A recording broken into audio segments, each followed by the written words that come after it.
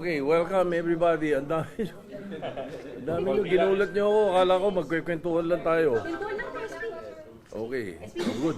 Kwentuhan lang, very good. Alam mo naman, lahat ito off the record, ha? SP ang dami. Off the record na live. SP, may opening statement ka o magtatanong lang kami? Wala, okay lang. Oh, sige, ano. SP, impeachment lang po. Pwedeng malaman po kung how are you preparing and how are the senators preparing considering possible po talagang umakyat ng Senate? Doon, dapat yun muna i-address eh. Possible mo umakyat, aakyat ba? So yun ang isa sa mga pinag-usapan namin. And that's the reason that I hosted a dinner with some of the senators who were in town and who were interested at papag-usapan namin yung mga preparations sa Senate. And of course, automatically, we will be able to touch the issue of the possible impeachment na nasa House of Representatives. So, yun ang isa sa mga diniscuss lang. Going back to your question. Your preparations, SP, Okay. kayo and the Ako, senators. personally, in the event that they find probable cause and there are articles of impeachment of any official that is submitted to the Senate, because of my twice experience of being involved in any impeachment in the Senate, meron naman tayong more or less background dito. But then again, as presiding officer, I made sure that I will review the rules of court. I am being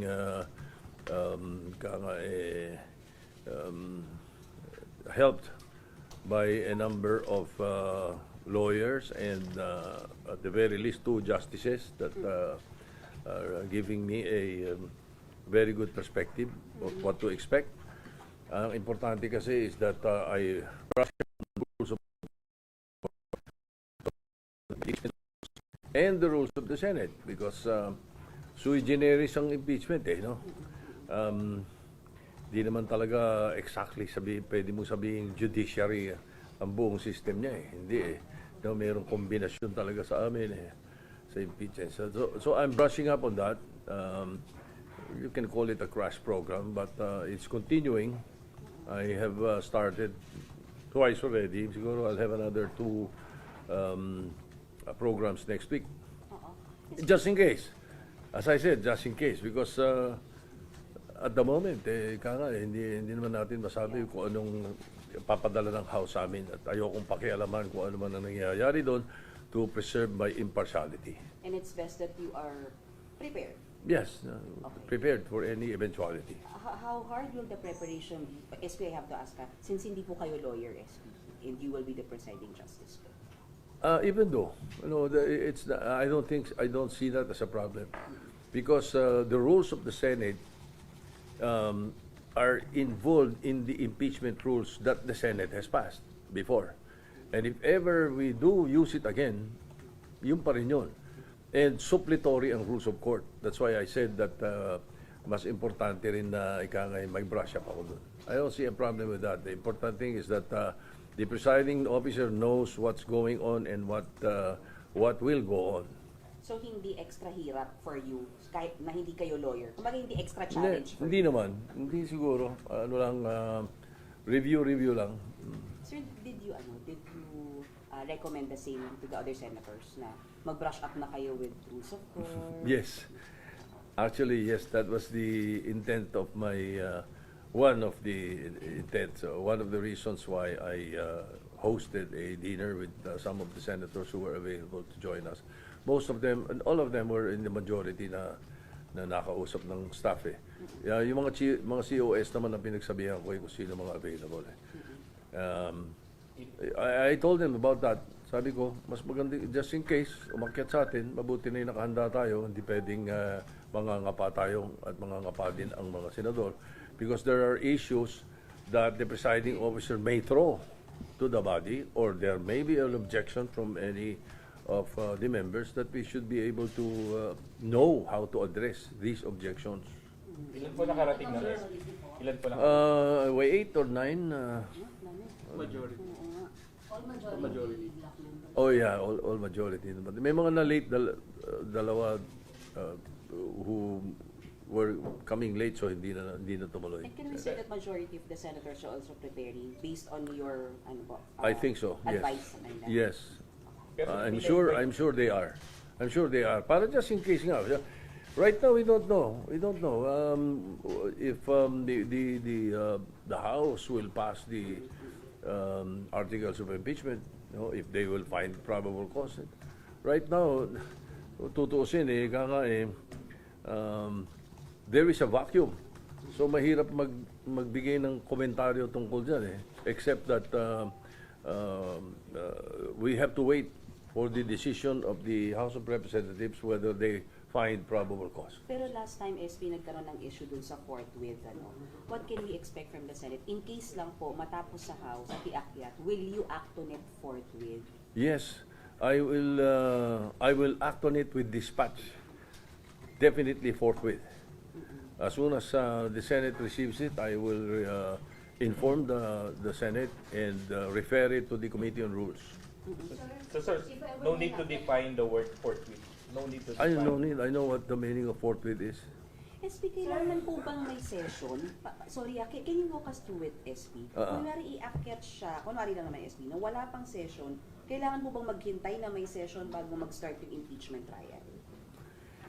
We have to convene as an impeachment court.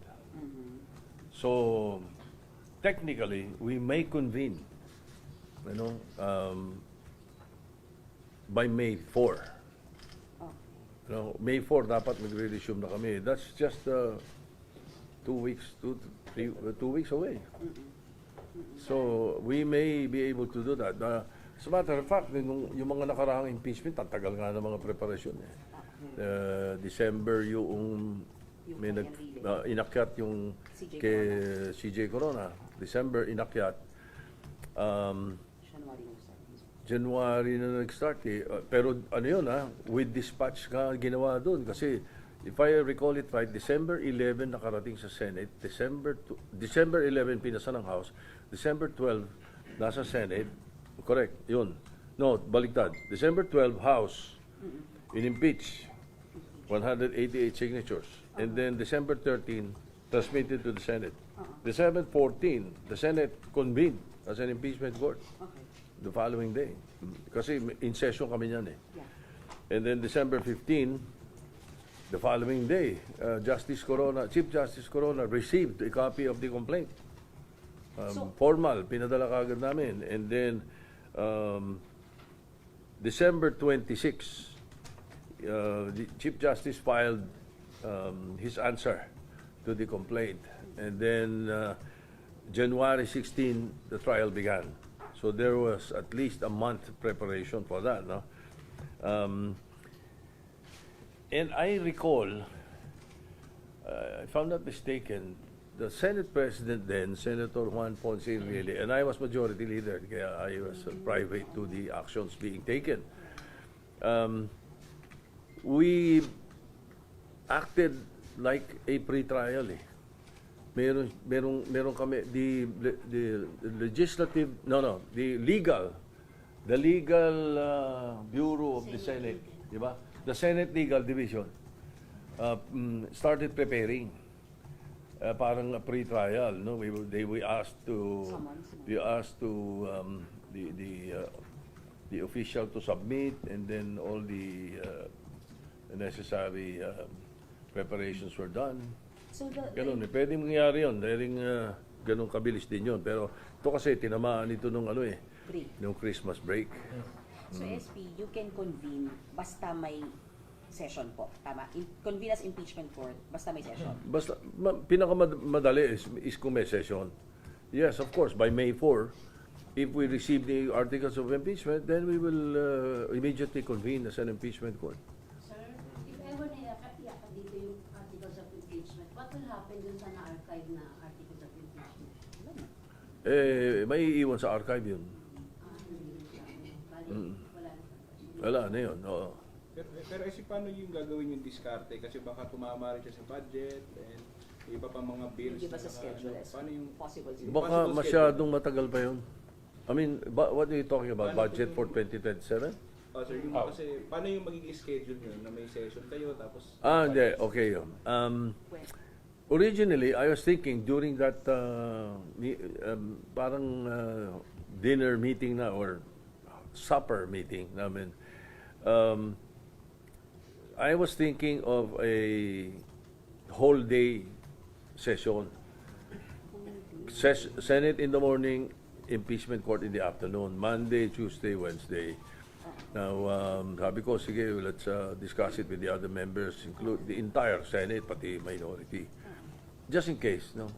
Again, as I said, there's still a vacuum. We don't know if the articles are coming up, but nevertheless, pinag-uusapan natin to if, okay, if ever. Ang mangyayari, kailangan talaga tuloy pa rin ang Senate, ano? Dahil may session kami hanggang June. Right? Hindi pwedeng pabayaan yung legislative work namin. But then, the suggestion of Senator Lacson was that we do it MWF, ang impeachment. Friday? And Tuesdays, Thursdays, ang Senate. So the Senate, if ever, we do agree, all the members agree, no? We need we need the consent of the majority of the members of the Senate.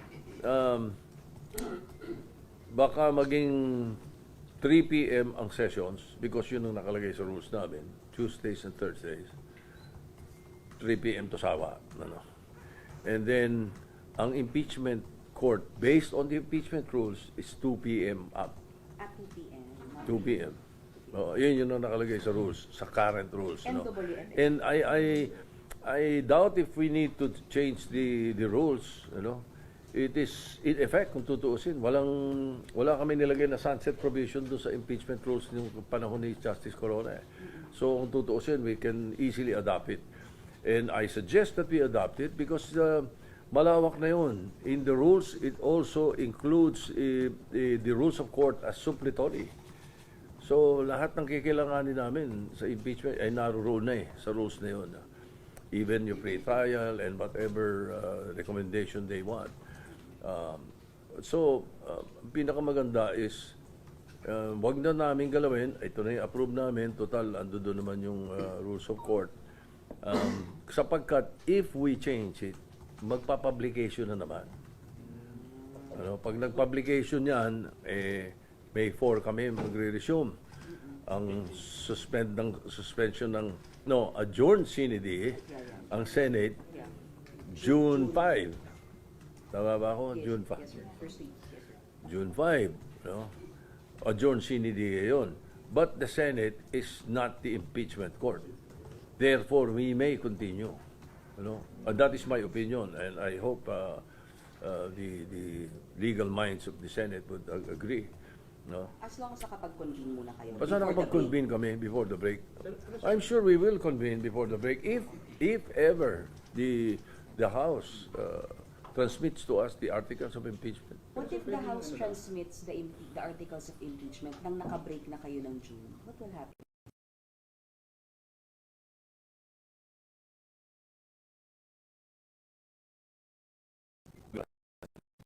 We don't know yet. But I doubt it. You know, they said the last hearing is is 29. So you're expecting I'm sure.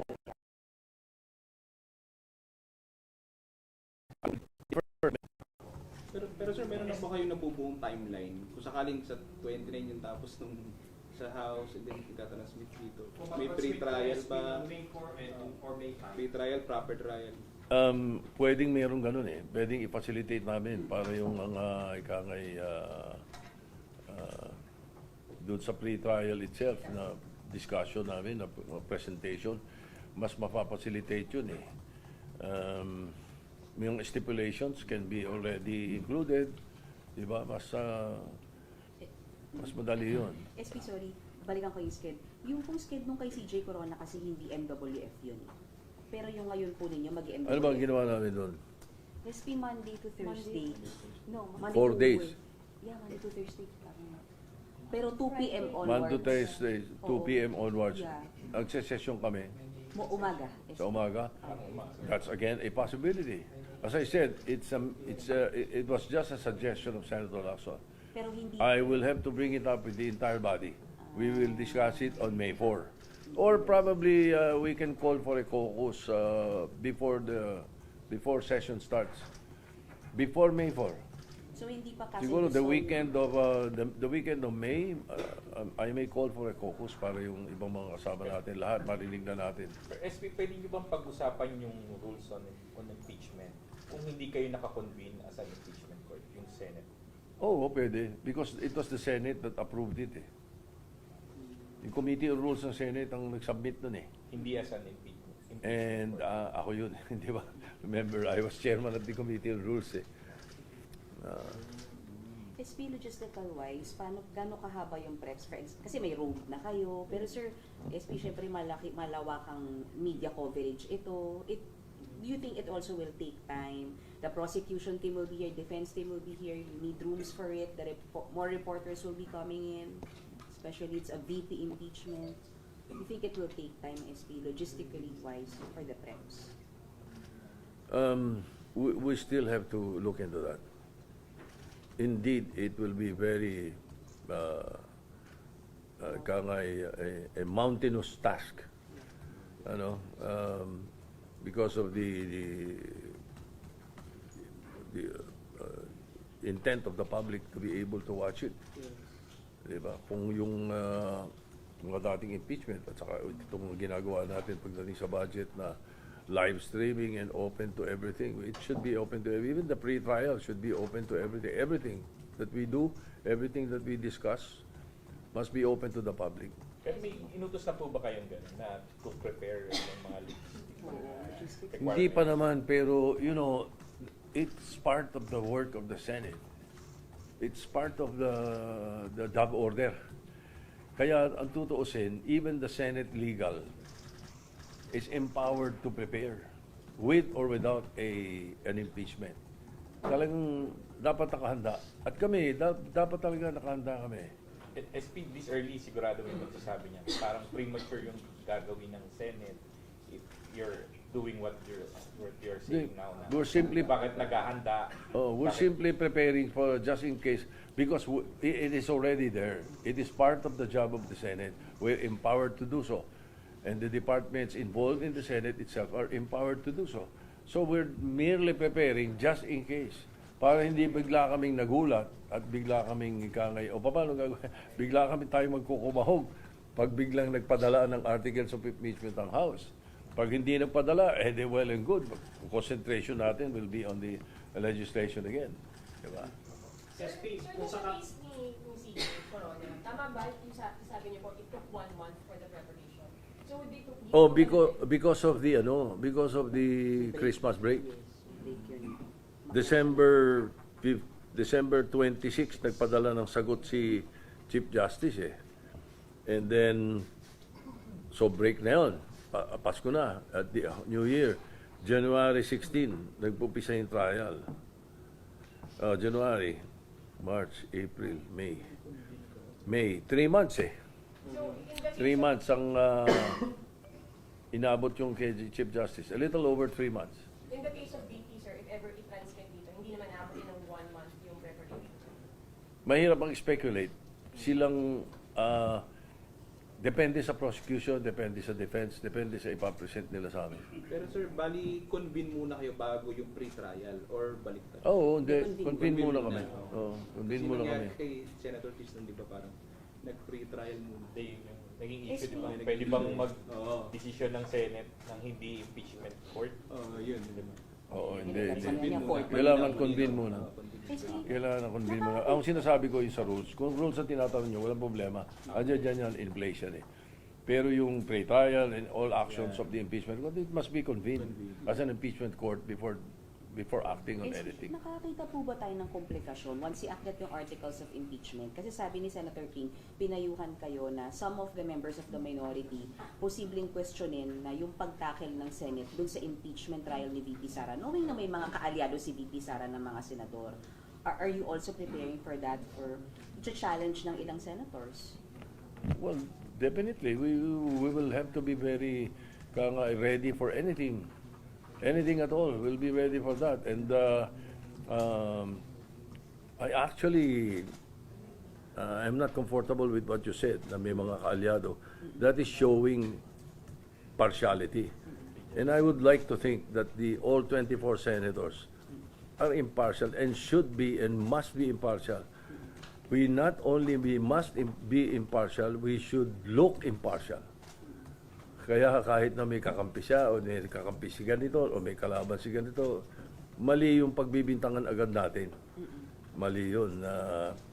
Yung mga maduming aligasyon, dapat yun, binabato natin sa basurahan. But whether or not may kaalyado siya dito, SP, kailangan yung itakil yung impeachment trial. Oo. Kailangan. Kung pag dumating dito, trabaho na Senado yun, kailangan aksyon na namin.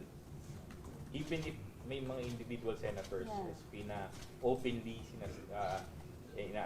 kina-question nila yung credibility ng possible witnesses. That's for their own lookout, whether they are showing impartiality or not. That's for everybody's own lookout. But as I said, I've been involved in 2 impeachments already. And more or less, we should know how to act and to contain ourselves. Dito nga sa Pilipinas, pangatlo na to eh. In the United States, 3 pa lang ang impeachment. From 1886 pa yun? From 1886 up to the present. Pero SP, given 3 that, pa lang ang impeachment eh. SP, given that there are really senators, SP, na politically aligned naman talaga kay VP Sara, you would advise to still look at it in an impartial way? Of course, we should. We must. SP, how do you feel about yung... Kasi, the decision of the impeachment court must be based on proven facts. Di ba? And the impeached official must be given a chance to cross-examine the presentation of the prosecution. So, given that, dapat siya, blank tayo, neutral dapat ang isang senator judge. SP, how do you feel about yung mga insinuations na ikaw daw po, Senator King, Senator Risa, Senator Kiko, would surely vote convict? Sabi ko nga yung mga maruruming aligasyon, iwan na lang natin sa basurahan kasi maling-mali yun sapagkat it can go both ways. Di ba? Pwedeng pagbintangan nyo iba na in favor or what. Mali yun. Hindi tama yun. You're not contributing to the wellness of the country. Di ba? Ayusin natin. We must act the way we should. SP, nakakaramdam ba kayo ng challenge sa Senate presidency, especially because, sir, there are senators na anti-impeachment po? So, Wala sa kamay namin yun eh. It's in the hands of the House of Representatives eh. Kahit ayaw natin ng impeachment, pag dumating sa amin, we have to act on it. pero how's your leadership, SP? Is it solid and stable po? I think so. I don't feel any problem or any worries at this point. SP, in case na bumalik po dito sa Senado. Kasi let us say I am not the Senate President at may ibang Senate President. Palagay natin, dumating ang articles of impeachment. Hindi siya gagalaw? Aba, hindi ba? Kitang-kita ng taong bayan. Di ba nangyari No? naman? Yeah, nangyari po. SP, in case po na pumanik nga po. Wala kami nun eh. SP, in case nga po na pumanik dito sa Senado by May 5, kung sakali po, nakikita niyo na ba na mag-start ang trial ng mga June? Depende sa bilis ng palitan ng ng mga ng mga ipapadala nating complaints and reception of the complaints. Depende. Posible kaming let's say by May 5 mag-convene within a month. Matagal na 'yon. Pero Matagal na yun. Ako, tingin ko, in a matter of 2 weeks, more or less, 2 weeks, siguro nakahanda na yun. At saka yung sinasabi ko nga may mga preparasyon na dapat gawin. You know, I have been reviewing, I have been participant of the ERAP impeachment and the Justice Corona impeachment, no? Pero I have been reviewing the impeachment of Bill Clinton and Donald Trump. Nire-review ko din yun, tinitignan ko yung mga procedures na nangyari, kung ano yung mga ikangay pinagdaanan at paano ang mga naging balakid, ano ang mga naging na-facilitate. Tinitignan ko lahat yun para ikangay ang taong bayan ay magtiwala sa Senado pagdating dito. Sino pong nagbibigay ng crash course sa inyo, SB? Dating mga SC justices po? Hindi, meron akong dalawang current justices nakausap. At least dalawa. And then a battery of lawyers. We have also the services of DepSec Billion. Kilala ninyo. Ano yun? An impeachment professional. Hindi ba?